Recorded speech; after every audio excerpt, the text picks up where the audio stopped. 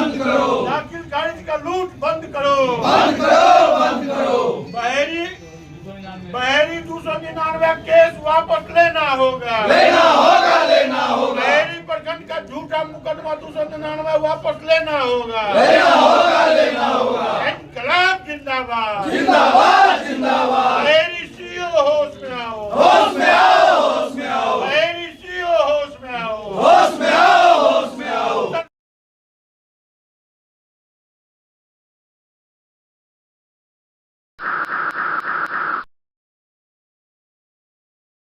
दरभंगा जिला मुखिया महासंघ की एक बैठक संघ के जिला अध्यक्ष राजीव कुमार चौधरी की अध्यक्षता में पोलो मैदान स्थित धरना स्थल पर दिनांक 5 सितंबर को हुई, जिसमें त्रिस्तरीय पंचायत राज के सभी जनप्रतिनिधि ने भाग लिया। बैठक में बहेरी प्रखंड अध्यक्ष सुरेंद्र नारायण यादव, हायाघाट प्रखंड अध्यक्ष राजकुमार चौधरी, सिंहवाड़ा प्रखंड अध्यक्ष पप्पू चौधरी, सुरेश सिंह, केवटी प्रखंड अध्यक्ष इफ्तिखार अहमद, बहादुरपुर प्रखंड अध्यक्ष श्याम नंदन यादव, विपल चौधरी, मुख्य संरक्षक अहमद अली तमन्ने, दयाराम मुखिया, फेकन कामती, महेश झा, सदर प्रखंड अध्यक्ष हरिभूषण यादव, प्रखंड अध्यक्ष जाले सुशील मिश्रा, रवि रंजन प्रसाद सिंह, मनीगाछी प्रखंड अध्यक्ष अब्दुल मालिक, प्रखंड अध्यक्ष ताड़ी राम आश्रय चौधरी, प्रखंड अध्यक्ष अलीनगर मदन झा, उमाशंकर सिंह, जयराम, अवतार शर्मा आदि उपस्थित थे। बैठक में मुखिया संघ के बहेरी प्रखंड अध्यक्ष सुरेंद्र यादव पर सीओ के द्वारा SC/ST एक्ट मुकदमे में के खिलाफ एवं सरकार के कई जनप्रतिनिधि ने जनता विरोधी निर्णय की भर्त्सना की। वैसे तो यह बैठक कई मांगों को लेकर के की गई थी, लेकिन सबसे महत्वपूर्ण विषय था कि बहेरी मुखिया संघ के जो प्रखंड अध्यक्ष सुरेंद्र यादव पर बहेरी के अंचल अधिकारी द्वारा जो मुकदमा दायर किया गया है उसको लेकर के आवाज उठाना था। आज पहली बार जिला मुखिया संघ के अध्यक्ष राजीव कुमार चौधरी और बहेरी प्रखंड अध्यक्ष मुखिया सुरेंद्र यादव ने हमारे चैनल को इस मुद्दे को लेकर के कई ऐसे सनसनीखेज खुलासे किए हैं। जैसा कि आपको मालूम है कि पिछले कई दिनों से यह मुद्दा पूरे जिला में छाया हुआ था कि आखिर क्या ऐसी बात हो गई कि अंचल अधिकारी बहेरी और मुखिया सुरेंद्र यादव आमने सामने भिड़ गए। तो चलिए एक एक करके इस मुद्दे को लेकर के हर पहलू आपको समझाते हैं, जिस पर अगर जिला प्रशासन उच्च स्तरीय जांच करे तो पूरा मामला दूध का दूध और पानी का पानी हो जाएगा। अब जिला प्रशासन इस मामले की जांच करे तो भ्रष्टाचार के एक बड़े रैकेट का पर्दाफाश भी हो सकता है, जो बयानों से साफ जाहिर हो रहा है। मैं आपको बता दूं कि उस दिन उनके बोर्ड पर सिर्फ लिखा हुआ धनश्री बाला को उससे कोई कास्ट इंगित नहीं होता है कि वह किस कास्ट से बिलोंग करती है। इसलिए जाति सूचक शब्द या जाति का नाम लेना भी वो बिल्कुल बेबुनियाद मनगढ़ंत और उनका बनावटी आरोप है। हुआ यही था कि उन्होंने दाखिल खारिज मामले को लेकर मुझे और मेरे ग्राम के 3-4 लोग और अन्य लोगों को उन्होंने बुलाया था 28 तारीख को। 28 को उन्होंने जब हम लोग गए तो उन्होंने कहा कि हम जाले में हैं दूरभाष पर, आप लोग कल आ जाइए। 29 को जब गए तो फिर वो कार्यालय में नहीं थी। फिर हमने दूरभाष पर संपर्क किया तो उनका मैं जिला मीटिंग में आ गया हूँ। तो हमने कहा मैं क्या करूँ, तो वो बोले कि आप वेट करिए। वेट करते करते उन्होंने 4 बजे कार्यालय में आई और हम लोगों को बुलाई। हम लोग जब गए तो उन्होंने कहा कि ऐसे हाँ बताइए। तो उनका जो था आरोप, जो कागज चाहिए था, सारा डॉक्यूमेंट उनको हमने दिया। उन्होंने सभी डॉक्यूमेंट को दे दिया कर्मचारी और अमीन को कि भाई देख लो, इनसे बात कर लो। उन लोगों ने बाहर आकर के हम कहा मुखिया जी सब लोग हैं, सबको मिला जुला के हमको 2 लाख रुपया दिलवा दीजिए। हम कहे ये संभव नहीं है, इसका हम विरोधी है। चूंकि इसी कार्यालय में 8 दिन पहले हमने एक आदमी जो चानो देवी का पुत्र संतोष यादव, ग्राम शिहोल, प्रखंड बिरोल, उनका वापस करवाए थे इसी जगह पे। मैं ये काम सब नहीं करता हूँ। फिर किनसे वापस करवाए थे, किनसे? यतीश नाम का कर्मचारी था और सीओ के सामने में। अच्छा, यतीश कुमार नाम का कर्मचारी था। जहाँ पे आपने वापस कर पाया वहाँ पे कुछ CCTV कैमरास वगैरह लगी हुई है? कैमरा नहीं क्या, मैं वो प्रमुख के चैम्बर में और आपके मीडिया के साथ ही आशुतोष झा थे, उनके सामने में हुआ है। आप मेरे पीछे में भी उनसे दूरभाष पर भी संपर्क करके जानकारी हासिल कर सकते हैं। मैं आपको बता दूं, उसके बाद वो लोग फिर अंदर ले गए सीओ साहब के पास। सीओ साहब उसके बाद बोलने लगे कि जो है सो इसमें ये शपथ पत्र जो दिया है, कल ये आवेदन दिया था राजेश श्याम यादव, आज शपथ पत्र दे रहा है, आज आपके साथ बैठा हुआ है। हम कहले मैम कोई भी मुकदमा आज करता है आपस में समझा कर जाके कोर्ट में 16 कर लेता है, आप उससे 16 करने से मना नहीं कर सकते हैं, ये इसका अधिकार है। उसने 16 कर लिया, आपको शपथ पत्र दे दिया। उन्होंने शपथ पत्र मांगा कर्मचारी से और ऐसे ऐसे उल्टा करके उन्होंने कहा कि शपथ पत्र तो 100 रुपया में बिकता है।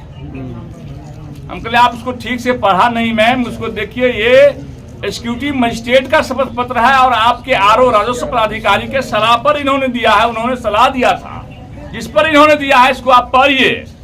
उन्होंने सीधा उसको डांटना शुरू किया।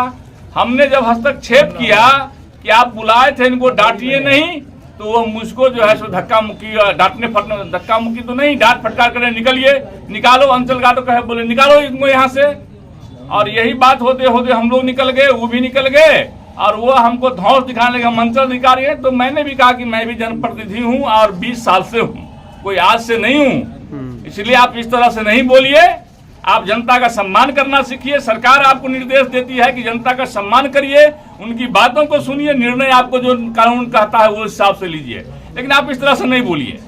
यही सब बात हुआ, वो डेरा गई, हम घर आए और बिहान होके मेरे राजनीतिक प्रतिद्वंदी जो लगातार हमसे चुनाव हार रहे हैं पंचायत का, उनसे मिल करके और मेरा जो एक बैक केस है वो फायर को पढ़िए, उनके पास कहां से होगा बैक केस, जो मेरे ऊपर कौन कौन केस है उसका वो ले करके और बिहान होके एक दिन बाद होकर के, जबकि थाना और ब्लॉक एक कैंपस में है, बीच में केवल बाउंड्री है। अगर कुछ घटना होती ऐसा तो थाना को तुरंत बुला सकती थी, जो उन्होंने नहीं बुलाया और बिहान होके मेरे राजनीतिक प्रतिनिधि से साथ मिल करके साजिश रच करके और बिहान होकर के एक अगले दिन झूठा मुकदमा मनगढ़ंत बेबुनियाद फर्जी तरीके से दायर कर दिया, ताकि इस प्रखंड में उनको कोई कहने वाला नहीं था। मैं बार बार टोकता था क्योंकि वह अपने आवाज से कार्यालय को संचालित करती थी। मैंने कई दिन दूरभाष पर डीएसएलआर साहब को कहा कि आपके सीओ केवल आवाज से कार्यालय चलाती है, जनता यहाँ आकर के उनसे मिलने के लिए मायूस होकर लौट जाता है, आप उनसे बात करिए। और जब यह फोन करते थे तो हमको वो बताते थे कि आप काहे डीएसएलआर को फोन कर दिए, आप ऊपर काहे फोन कर दिए। ये सब बात 1-2 महीना पहले से हो रहा था, जिससे वो काफी हम पर आक्रोशित थी कि यही आदमी जो है हमको ये जो रैकेट चल रहा है बिचौलिया के माध्यम से अंचल चल रहा है, पूरे पंचायत में लूट हम मचाए हुए हैं कर्मचारी और बिचौलिया के माध्यम से, उसमें ये हमको रोरा बन रहे हैं, इसीलिए इनको टारगेट करके मुकदमा में फंसाओ। वो पहले ही मन में बना चुके थे और 29 तारीख को एक बहाना था जिस दिन वो मुकदमा हमको झूठा मुकदमा अगले दिन 30 तारीख को 29 का घटना बता करके मुकदमा कर दी। एक आपको मालूम था जो सीओ साहिबा है वहाँ वो SC/ST समुदाय से बिलोंग करते हैं? बिल्कुल नहीं मालूम था, ये गिरी है, वो भी हिंदू है, धर्म है, चले मंदिर में, अगर ये कहते हमको जानते होंगे, कभी बताए होंगे, कभी हम पूछे होंगे उनसे। कैसे जानेगा जी? ठीक है, अपना परिचय? मेरा नाम सुरेंद्र यादव, अध्यक्ष बहरी प्रखंड मुखिया संघ। अगर सरकार के सेवक ही एक आम किसान और मजदूर से काम के एवज में लाखों की उगाही करे तो फिर ऐसे सेवक और ऐसे सेविका और ऐसे अंचलाधिकारी और ऐसे BDO से या ऐसी सरकार से क्या फ़ायदा। हम आपको एक एक करके कई पॉइंट ऐसे हैं जिस पर जिला प्रशासन को बिंदुवार जांच करना चाहिए, वो आपको बताते हैं। सबसे पहला पॉइंट कि अगर मुखिया ने जाति सूचक शब्द का उपयोग किया तो मुकदमा एक दिन बाद क्यों, जबकि थाना एक ही कैंपस में है, बीच में सिर्फ एक दीवार है, मुकदमा उसी दिन और उसी समय क्यों नहीं। दूसरा पॉइंट कि कर्मचारी के माध्यम से लाखों के नाजायज पैसे, जैसा कि मुखिया ने अपने बयान में कहा है, वो नाजायज पैसे आखिर कहां कहां पहुंच रहे हैं, इसकी भी जांच होनी चाहिए।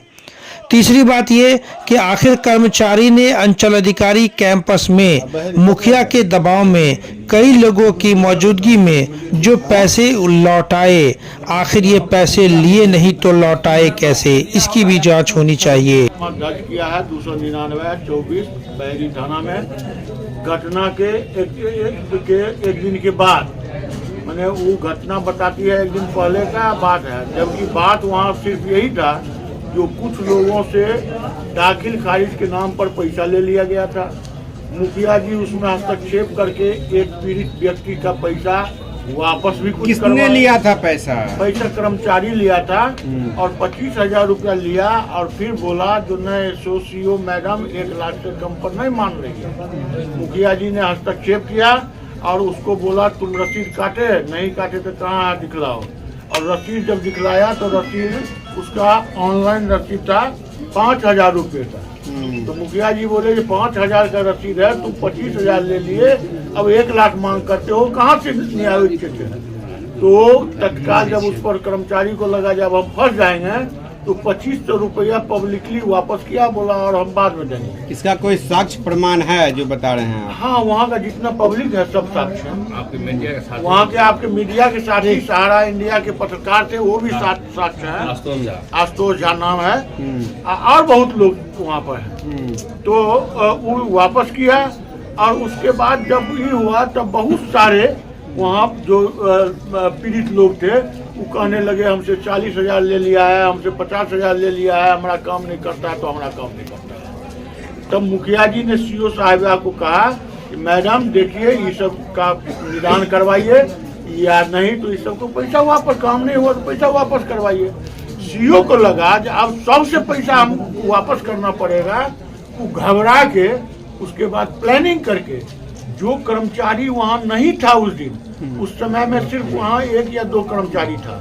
बाद में सारे कर्मचारी को बुला के दूसरे दिन उससे जबरन दस्तखत करवा के और मुखिया जी पर एक हरिजन एक्ट का मुकदमा करा दिया, जिसके विरुद्ध हम लोग सारे पदाधिकारियों को कह चुके हैं। और आज अभी हम लोग बहेरी प्रखंड में आंदोलन का निर्णय करेंगे और उसके बाद जिला मुख्यालय पर भी आंदोलन का निर्णय करके प्रशासन को आगाह करेंगे कि आप या तो उस मुकदमा को वापस लें, अन्यथा मजबूर होकर हम जनप्रतिनिधि जनता के को साथ लेकर और विभिन्न कोच के जनप्रतिनिधियों को साथ लेकर हम ब्लॉक से लेकर जिला तक घेरने का काम करेंगे। अब एक सवाल उठता है कि मुखिया बनना या जनप्रतिनिधि बनना गलत है क्या? सुरेंद्र यादव ने तो सिर्फ जनता के हक और अधिकार की ही बात की थी। जनता के नाजायज पैसे को जो कर्मचारी के द्वारा लिया जा रहा था, बस उसी मुद्दे को तो आवाज उठाई थी। तो क्या यह आवाज उठाना गलत है? और अगर आवाज उठाना गलत है तो फिर मुखिया बनने से या कोई जनप्रतिनिधि बनने से क्या फायदा? आखिर लोकतांत्रिक व्यवस्था की तो यही खूबसूरती है कि जनता की आवाज बनकर के जनता के सेवक से सवाल करे। वो बिल्कुल एकदम पंगु बनाने का है, जिसका सटीक उदाहरण अंचलाधिकारी बहेड़ी है। बहेड़ी अंचलाधिकारी वो एक अंचलाधिकारी है, ना कि कोई जात है। और कोई भी पद बिहार में कोई जात की नहीं होती है, कोई स्त्री और पुरुष का नहीं होता है, वो बिल्कुल वो पद होता है। और अंचलाधिकारी SC ST विरोधी है। मैं इस बात का ज्वलंत उदाहरण दे रहा हूँ, जो इससे पहले कोई नहीं जानता था किस जात का है। मैं समझता था कि ये तो लाला जी होंगे, लेकिन मैं जात पात से कभी कोई भेदभाव बहेड़ी में कोई जनप्रतिनिधि नहीं करता है। उसको जनप्रतिनिधि को यह बात पता है, जो सभी समुदाय को सम्मान करने के बाद मैं मुखिया बनता हूँ और SC ST या पिछड़े वर्ग है सभी का वोट लेके बनता हूँ। इसलिए वो किसी SC ST का विरोधी नहीं हो सकता है जनप्रतिनिधि। और एक मनगढ़ंत मुकदमा करके, वो झूठा मुकदमा करके सभी जनप्रतिनिधि को धमकाने का नियत बना लिया है। मैं इस आंदोलन के माध्यम से, अगर वो नहीं मानती है, अगर वो झूठा मुकदमा पर अगर कोई समझौता नहीं करती है, वापस नहीं लेती है, तो हम लोग चरणबद्ध आंदोलन करेंगे। इसके लिए मुझे हम लोगों को जो करना पड़े, और बहेड़ी शुरुआत बहेड़ी का अंचल से ही होगा। परिचय मुखिया संघ प्रवक्ता बहेड़ी। इस प्रकरण से तो एक बात साफ जाहिर हो गया है कि सिर्फ SC ST मुकदमे की बात ही नहीं, बल्कि लाखों रुपए के भ्रष्टाचार का भी मामला है, क्योंकि इसके कई प्रमाण भी सामने आ रहे हैं। अब देखना है कि इस विवाद का क्या परिणाम सामने आता है। क्या भ्रष्टाचार के एक बड़े रैकेट का खुलासा होता है, या कई मामलों की तरह इसे भी लिपापोती करके समाप्त कर दिया जाएगा। Bureau report, Darbhanga.